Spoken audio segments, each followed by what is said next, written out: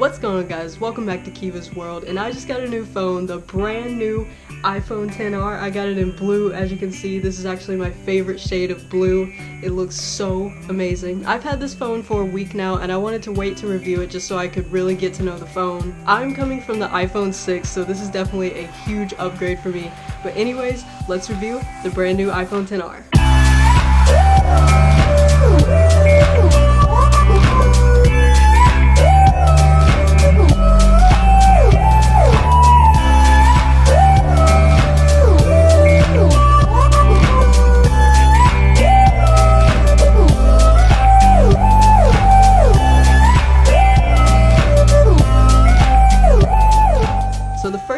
Talk about is the size of the phone. The iPhone XR is right in the middle of the iPhone XS and XS Max. Like I said, I'm coming from an iPhone 6, so a quick comparison right here.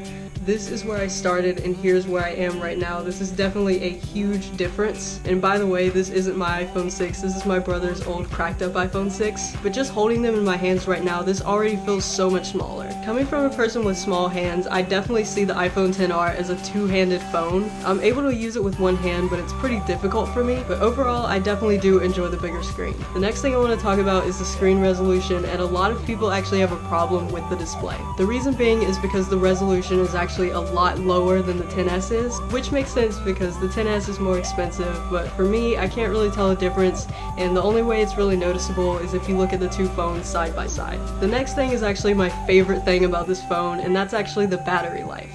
The battery life on my 6 was, as expected, awful. Like, I had to charge it 4 times a day. But with this phone, I find myself charging only once a day. A few days ago, I actually went to sleep and my phone was on 97%, and when I woke up, it was on 94%. And reminding you, that's through a whole night, so the battery life on this is amazing. And one thing I used to do a lot when I had my 6, I used to charge my phone and listen to music at the same time.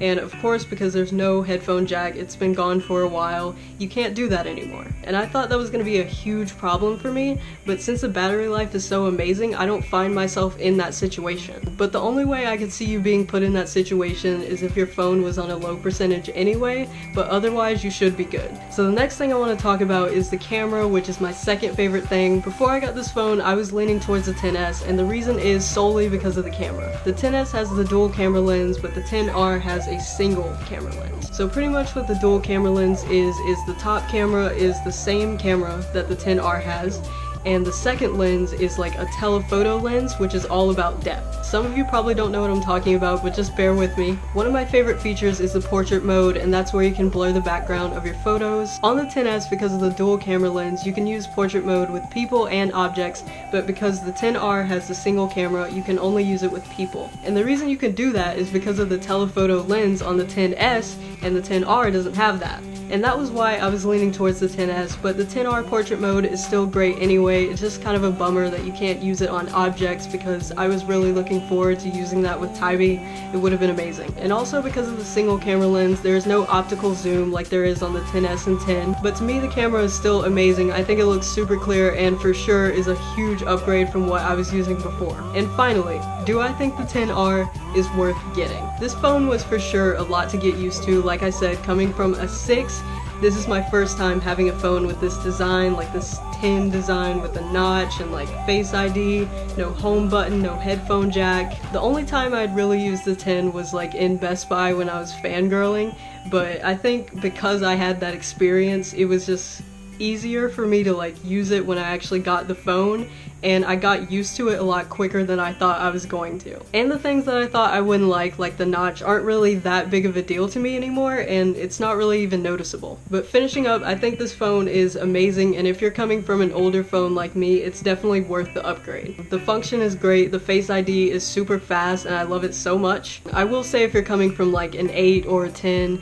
and your phone works perfectly fine, it's probably not necessary to upgrade, but like if something's like wrong with your phone like mine was, then I would consider upgrading. But I think the XR is kind of intimidating, and I will admit that I felt that too because it's actually the cheaper version. For example, if you compare it to the 5C, which was the cheaper version when the 5S came out, it was apparently a horrible phone and nobody liked it. That phone was actually my dream phone, by the way, because of the blue. But I will say that the XR definitely isn't that. Yes, the XS has more than the iPhone XR, but that doesn't mean that the XR is a bad phone. If I'm being honest, it's not really that different. It's just the camera and the resolution. So it's not that far off, and I think if you're not trying to pay $1,000 for a phone, then the XR is definitely the way to go. It's $200 less. It's cheaper, obviously, you still get some amazing features, and come on, these colors, beautiful. But anyways, that was my review on the iPhone XR. Hopefully you enjoyed this video. If you did, make sure you give it a huge thumbs up, share it with your friends. Tell me in the comments down below what's your favorite color for the iPhone XR.